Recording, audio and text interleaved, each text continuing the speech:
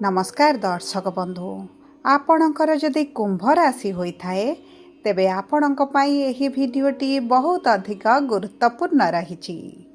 दीर्घ 12 वर्ष परे आपणक उपरे देवगुरु बृहस्पतिंकर आशीर्वाद प्राप्त हेबा पई जाउछि। गुरु हेबाकु जाउछंती उच्चस्थ, खोलिबाकु जाउछंती आपणक भाग्यर ताला। दीर्घ दिनर संघर्ष परे आपणकु मिलिब खुशी, किंतु मानिबाकु पड़िबो आपनकु किछिटा रीति नीति नियम गुड़िकु। शुभ कार्यर स्वामी बा शुभ कर्मर देवता नवग्रहंकर गुरु बा देवता मानकर स्वामी देवगुरु बृहस्पति अछंती अतिचारी अवस्थारे। माने साधारणतः गुरु गोटे बड़ ग्रह होइथिबारु गोटिए राशि अन्य एक राशि को गोचर करने पाई 1 वर्ष समय लगी थाए, किंतु गुरुंकर गतिटी बढ़ी जाइथिबारु बेग बढ़ी जाइथिबारु गोटिए वर्षरे 3टी राशि को गोचर करुछंती।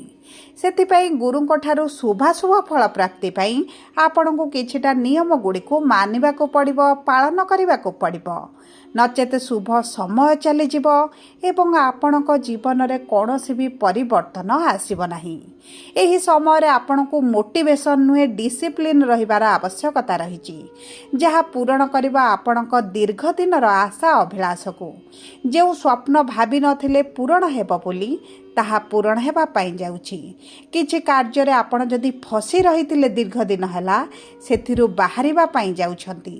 किछि अधूरा कार्य आपणकर पूरण हेबा पाई जाउछि। जदि आपण द्वंद्व रे थिले दिग दिशा आपणकु मिलु नथिला तेबे आपे आपे आपणकु सठिक रास्ता मार्ग प्राप्ति हेबा पाई जाउछि। किंतु समस्त कुंभ राशि व्यक्ति को समान फल प्राप्ति हेब नाही। नक्षत्र अनुजाई नक्षत्राधिपति अनुजाई भिन्न भिन्न फल प्राप्ति हेबाकु जाउछि। तेबे आसंतु जानिबा काहाकु की प्रकारर फल प्राप्ति हेबा पाई जाउछि विस्तृत भावरे। किंतु भिडियोटी आरंभ करिबा पूर्वरु जदि आपणकर भी कुंभ राशि होइथाए एवं आपण भी ईश्वर को आंतरिक भक्ति एवं विश्वास करती तेबे भिडियोटी को लाइक करंतु।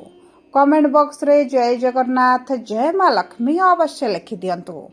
ता सहित आम सह जोगाजोग करिबा पई वीडियोर मध्य भाग रे एक व्हाट्सएप नंबर टिए दिया जाइछि।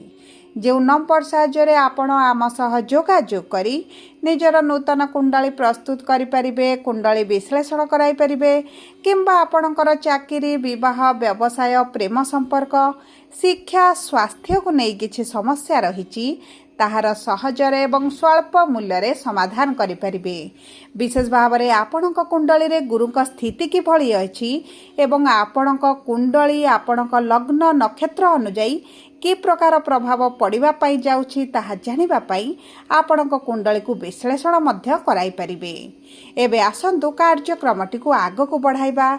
देखंतु आपणक राशि चक्रर षष्ठ भाव रे गुरु उच्चस्थ स्थिति रे रहिबा पाई जाउछंती एवं एही भाव को ज्योतिष शास्त्र अनुसार जेहेतु अशुभ बोली मना जाए, तेणु करी आपणको गुरुंकर सेठारे उच्चस्थ हेबा कौन प्रभाव पकाइब आसंतु जानिबा। देखंतु गुरु आपणकर षष्ठ भाव रे बलशाली भाव रे विराजमान करिवे। जदि साधारण स्थिति रे सेठारे प्रवेश करिथांते किंबा नीचस्थ स्थिति रे थांते तेबे अशुभ फल प्रदान करिथांते। जेहेतु गुरु बलशाली रहिबे, गुरु उच्चस्थ रहिबे, आपणको शुभ फल प्रदान करिवे। तेबे सर्वप्रथम जानिबा धनिष्ठा कुंभ राशि व्यक्ति बा 23/11 कुंभ राशि व्यक्ति विशेष मानकर नक्षत्र अधिपति होउछन्ति मंगल एवं विराजमान करिछन्ति तृतीय भाव रे। षष्ठ भाव जेहेतु रोग ऋण शत्रुर भाव कंपिटिशन भाव। जदि आपण किछि लोन चाहुतिले, किछि फंड चाहुतिले, किछि इन्वेस्टर खोजुतिले तबे आपणक पई एही जून मास 2 तारिख परठारु अत्यंत शुभदायक समय रहिछि। आपणको किछिटा लोन प्राप्त होई पारे किंबा आपण जदि नूतन व्यवसाय आरंभ करिबा पई चाहुतिले, किछि नूतन कार्य करिबा पई चाहुतिले, किछि अर्थर आवश्यकता रहितला एवं आपणको मिलु नथिला तेबे आपणको सेही अर्थ गुड़िक प्राप्त होइजिबो। ता सहित देखंतु जेहेतु शत्रुर भाव षष्ठ भाव आपणकर शत्रु माने निश्चित भाव रे वृद्धि घटिबे, किंतु आपणकर शत्रु सेतेबेले बढ़िबे जेतेबेले आपण सफलतार शिखर रे पहुँचबे। माने आपणकर जहा कैरियर रे ग्रोथ हबो, आपणकर किछि फाइनेंशियल कंडीशन रे ग्रोथ देखिबे, परिवार रे सुखद समय फेरी आसीबो। जे कारण आपणको गुप्त शत्रु माने ଖୋଲାଖୋଲି ଭାବରେ ତାଙ୍କର ଶତ୍ରୁତା ଆଚରଣ ଆପଣଙ୍କୁ ଦୃଷ୍ଟିଗୋଚର ହେବ। କିଛି ନା କିଛି ଶୁଭ କାର୍ଯ୍ୟ ଆପଣଙ୍କ ଗୃହରେ ଜୁନରୁ ଅକ୍ଟୋବର ମଧ୍ୟରେ ହେବା ପାଇଁ ଯାଉଛି ଏବଂ ସେହି ମାଧ୍ୟମରେ କିଛିଟା ଅର୍ଥ ଖର୍ଚ୍ଚ ହେବା ପାଇଁ ଯାଉଛି। ଦେଖନ୍ତୁ, ଆପଣଙ୍କ ଗୃହରେ ବିବାହ ହୋଇପାରେ, ଗୃହ ପ୍ରତିଷ୍ଠା କରିପାରନ୍ତି, ଜାଗା କ୍ରୟ କରିପାରନ୍ତି, ନୂତନ କାର୍ଯ୍ୟ କିଛିଟା ଆରମ୍ଭ କରିପାରନ୍ତି, ସନ୍ତାନ ପ୍ରାପ୍ତି ହେବା, ସନ୍ତାନଙ୍କର କିଛିଟା ଶୁଭ କାର୍ଯ୍ୟ କିଛିଟା ଗୃହରେ ପାଳନ କରିବା, ଏହିସବୁ ମାଧ୍ୟମରେ କିଛି ନା କିଛି ଅର୍ଥ ଆପଣଙ୍କର ଖର୍ଚ୍ଚ ହେବ। କିନ୍ତୁ ଏହି ଅର୍ଥ ଖର୍ଚ୍ଚରେ ଆପଣ ଅଶାନ୍ତି ରହିବେ ନାହିଁ, ଆପଣ ଶାନ୍ତି ପାଇବେ ଏବଂ ଖୁସି ମଧ୍ୟ ଅନୁଭବ କରିବେ। ତା ସହିତ ଆପଣଙ୍କର ତୀର୍ଥଯାତ୍ରା କରିବାର ମଧ୍ୟ ବହୁତ ଅଧିକ ସମ୍ଭାବନାଟି ଦେଖାଯାଉଛି, କାରଣ ଗୁରୁଙ୍କର ସପ୍ତମ ଦୃଷ୍ଟି ଦ୍ୱାଦଶ ଭାବକୁ ଥିବାରୁ ଆପଣ କିଛି ଧାର୍ମିକ ଯାତ୍ରା ମଧ୍ୟ କରିପାରନ୍ତି। ସ୍ପିରିଚୁଆଲ ଦିଗ ପ୍ରତି ଆପଣଙ୍କର ରୁଚି ବଢ଼ିବ। ଏବେ ଆସନ୍ତୁ ଜାଣିବା ଶତଭିସା କୁମ୍ଭ ରାଶି ବା 24/11 କୁମ୍ଭ ରାଶିର ବ୍ୟକ୍ତିବିଶେଷମାନଙ୍କର ନକ୍ଷତ୍ର ଅଧିପତି ହେଉଛନ୍ତି ରାହୁ ଏବଂ ରାହୁ ବିରାଜମାନ କରିଛନ୍ତି ଆପଣଙ୍କର ଲଗ୍ନ ଭାବରେ ବା ପ୍ରଥମ ଭାବରେ। ଏହି ସମୟ ମଧ୍ୟରେ ଆପଣଙ୍କ ସ୍ୱାସ୍ଥ୍ୟ ଉପରେ ବିଶେଷ ଭାବରେ ଧ୍ୟାନ ଦେବାକୁ ପଡ଼ିବ, କାହିଁକିନା ରାହୁ ଆପଣଙ୍କର ପ୍ରଥମ ଭାବରେ ଥିବାରୁ ଏବଂ ଗୁରୁଙ୍କର ନବମ ଦୃଷ୍ଟି ଦ୍ୱିତୀୟ ଭାବକୁ ଥିବାରୁ ଆପଣଙ୍କ ଯଦି ଦାନ୍ତରେ, ଗଳାରେ, ପାଦରେ କିମ୍ବା ଆଣ୍ଠୁଗଣ୍ଠିରେ କିଛିଟା ସମସ୍ୟା ରହିଥିଲା, ତେବେ ସେଥିରେ ଆପଣ ଧୀରେ ଧୀରେ ଉପଶମ ଅନୁଭବ କରିବେ। ଗୁରୁଙ୍କର ନବମ ଦୃଷ୍ଟି ଦ୍ୱିତୀୟ ଭାବକୁ ଥିବାରୁ ଆପଣଙ୍କ ପରିବାରରେ ସୁଖଦ ସମୟ ଫେରିଆସିବ। ଆପଣଙ୍କ ପରିବାରରେ ପୂର୍ବରୁ ଯଦି ଅଶାନ୍ତି ପରିସ୍ଥିତି ଥିଲା, ତେବେ ମଧ୍ୟ ସେଥିରେ ଆପଣ ନିଶ୍ଚିତ ଭାବରେ ସମାଧାନ ଦେଖିବେ, ପରିବର୍ତ୍ତନ ଦେଖିବେ ଏବଂ ବହୁତ ଗୁଡ଼ିଏ ବଡ଼ ବଡ଼ ସମସ୍ୟା ଆପଣଙ୍କ ଜୀବନରେ ସମାଧାନ ହେବା ଆରମ୍ଭ ହୋଇଯିବ। ଯଦି ଆପଣ କିଛି କମ୍ପିଟିସନରେ ଭାଗ ନେବା ପାଇଁ ଚାହୁଁଥିଲେ, ତେବେ ଜୁନ 2 ତାରିଖ ପରଠାରୁ ଯଦି ଆପଣ ଭାଗ ନିଅନ୍ତି, ତେବେ ଆପଣଙ୍କ ପାଇଁ ଅତ୍ୟନ୍ତ ଶୁଭଦାୟକ ରହିବ। କ୍ୟାରିୟରରେ ଆପଣ ଗ୍ରୋଥ ଦେଖିବେ, ଆପଣଙ୍କର ଦରମା ବୃଦ୍ଧି ହୋଇପାରେ, ପ୍ରମୋସନ୍ ହୋଇପାରେ, ନୂତନ ଚାକିରି ମିଳିପାରେ, ଆପଣଙ୍କ କ୍ୟାରିୟର ସମ୍ବନ୍ଧିତ ଉତ୍ତମ ଫଳ ଆପଣଙ୍କୁ ପ୍ରଦାନ କରିବେ। ଗୁରୁଙ୍କର ପଞ୍ଚମ ଦୃଷ୍ଟି ଯେହେତୁ ଦଶମ ଭାବକୁ ରହୁଛି, ଆପଣଙ୍କର କ୍ୟାରିୟର ସମ୍ବନ୍ଧିତ ଯେକୌଣସି ସମସ୍ୟା ଥିଲା ତାହା ଦୂର ହୋଇଯିବ। ଏବେ ଆସନ୍ତୁ ଜାଣିବା ପୂର୍ବ ଭାଦ୍ରପଦ କୁମ୍ଭ ରାଶି ବା 25/11 କୁମ୍ଭ ରାଶିର ବ୍ୟକ୍ତିବିଶେଷମାନଙ୍କର ନକ୍ଷତ୍ରାଧିପତି ଦେବଗୁରୁ ବୃହସ୍ପତି। ଗୁରୁଙ୍କର ଏହି ଗୋଚରଟି ଆପଣଙ୍କ ପାଇଁ ଅତ୍ୟନ୍ତ ଶୁଭଦାୟକ ସମୟ ରହିବ। ଆପଣଙ୍କର ଷଷ୍ଠ ଭାବରେ ଗୁରୁଙ୍କର ସ୍ଥିତି ଥିବା କାରଣରୁ ଆପଣଙ୍କର ରୋଗ, ଋଣ, ଶତ୍ରୁରୁ ଆପଣ ପରାସ୍ତ କରିବେ। ଆପଣଙ୍କର କିଛି ଗୁପ୍ତ ଶତ୍ରୁମାନଙ୍କୁ ଆପଣ ଚିହ୍ନଟ କରିବେ ଏବଂ ସେମାନଙ୍କର ଈର୍ଷାପରାୟଣ ଭାବ ବଢ଼ିଲେ ମଧ୍ୟ ଆପଣଙ୍କର କୌଣସି ସମସ୍ୟା କରିବେ ନାହିଁ।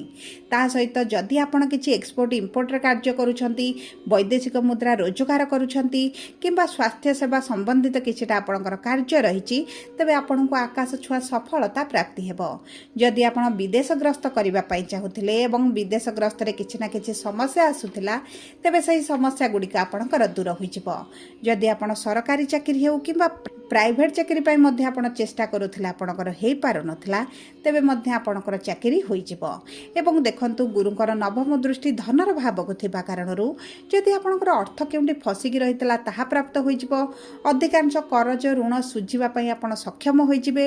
ଅର୍ଥ ସେଭିଂ କୌଣସି ନା କୌଣସି କାରଣବଶତଃ କରିପାରିବେ କିମ୍ବା ଯଦି କୌଣସି କାର୍ଯ୍ୟ ଆପଣଙ୍କର ଅର୍ଥ ସମସ୍ୟା ପାଇଁକି ହୋଇପାରୁନଥିଲା, ସେହି କାର୍ଯ୍ୟ ଗୁଡ଼ିକ ଆପଣଙ୍କର ସମ୍ପୂର୍ଣ୍ଣ ହେବ। ଯେହେତୁ ଏକାଦଶ ଭାବର ସ୍ୱାମୀ ହେଉଛନ୍ତି ଦେବଗୁରୁ ବୃହସ୍ପତି, ଆପଣଙ୍କର ଦୀର୍ଘ ଦିନର ଅଭିଳାଷ ପୂରଣ ହୋଇଯିବ। ସନ୍ତାନ ପ୍ରାପ୍ତିରେ ଯଦି ବାଧା ବିଘ୍ନ ଆସୁଥିଲା, ତେବେ ସନ୍ତାନ ସୁଖ ଆପଣ ପ୍ରାପ୍ତି କରିପାରନ୍ତି। ସନ୍ତାନଙ୍କ ମାଧ୍ୟମରେ ମଧ୍ୟ ଆପଣଙ୍କୁ କିଛି ନା କିଛି ସୁଖ ପ୍ରାପ୍ତି ହୋଇଯିବ। ତାହା ସହିତ ଆପଣଙ୍କର ଧନର ଭାବର ସ୍ୱାମୀ ଯେହେତୁ ଦେବଗୁରୁ ବୃହସ୍ପତି ଅଟନ୍ତି, ଆପଣଙ୍କ କୁଟୁମ୍ବ ବା ପରିବାର ମଧ୍ୟରେ କିଛି ନା କିଛି ଶୁଭ ଖବର ପ୍ରାପ୍ତି କରିବେ। ଜମି, ଭୂମି, ଯାନ ବାହନ ଯଦି କ୍ରୟ କରିବା ପାଇଁ ଚାହୁଁଥିଲେ, ତେବେ ମଧ୍ୟ ଉତ୍ତମ ସମୟ ରହିଛି। ସବୁ ପରେ ଅଶୁଭତ୍ୱକୁ ଦୂର କରି ଶୁଭାଶୁଭ ଫଳ ବୃଦ୍ଧି କରିବା ପାଇଁ ଆପଣ ପ୍ରତିଦିନ ହନୁମାନ ଚାଳିଶା ପାଠ କରନ୍ତୁ। ସନ୍ଧ୍ୟା ସମୟରେ ଶନିଙ୍କର ବୀଜ ମନ୍ତ୍ର 108 ଥର ପାଠ କରନ୍ତୁ ଏବଂ ସୂର୍ଯ୍ୟଙ୍କୁ ପ୍ରାତଃ ସମୟରେ ଜଳ ଅର୍ପଣ କରିବା ସହିତ ପ୍ରତିଦିନ ପ୍ରାତଃ ସମୟରେ ଓମ୍ ନମଃ ଶିବାୟ ମନ୍ତ୍ର 108 ଥର ପାଠ କରନ୍ତୁ। ଆପଣଙ୍କ ପାଇଁ ଅତ୍ୟନ୍ତ ଶୁଭଦାୟକ ରହିବ। ଯଦି ଆପଣଙ୍କର କୁମ୍ଭ ରାଶି ହୋଇଥାଏ, ଭିଡ଼ିଓଟି କିଭଳି ଲାଗିଲା କମେଣ୍ଟ ବକ୍ସରେ ଲେଖି ଜଣାନ୍ତୁ। ଯଦି ପ୍ରଥମ ଥର ଆମ ଚ୍ୟାନେଲକୁ ଆସିଛନ୍ତି, ଚ୍ୟାନେଲଟିକୁ ସବସ୍କ୍ରାଇବ୍ କରନ୍ତୁ। ପାଖରେ ଥିବା ବେଲ୍ ଆଇକନକୁ ପ୍ରେସ୍ କରନ୍ତୁ। ଧନ୍ୟବାଦ।